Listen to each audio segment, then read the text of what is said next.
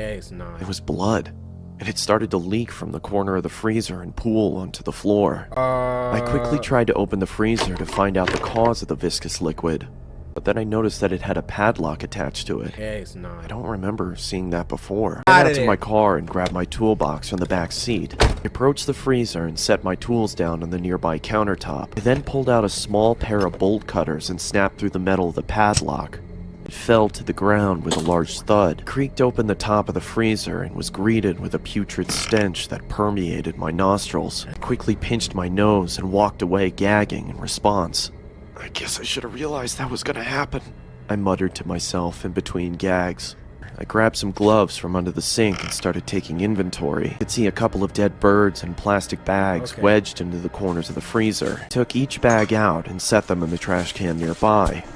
That's when I noticed that the blood was coming from the corner of the larger black bag. I don't know why, but I decided to open the top of the bag and peer inside. I was greeted by large, milky white eyes, a swollen black tongue surrounded by cracked and bloated lips, and the matted hair of a human head. I swiftly dropped the bag and fell backwards onto the floor. My breathing had ceased to exist, and I grabbed the trash can next to me and expelled my disgust into it. I ran out the door, got into my car, and called the police. As I sat in the interrogation room with a blanket over my shoulders, I couldn't help but think about the face I'd seen. It looked so familiar. When it finally hit me, I pulled out my phone and looked at Lunaire's profile picture.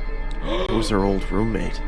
The one she said was moving to California. When the detective entered the room, she started the questioning process, asking me if I started noticing any weird behavioral occurrences around the apartment. Yeah, I stubbed my toe the other day and she creepily stood in the doorway.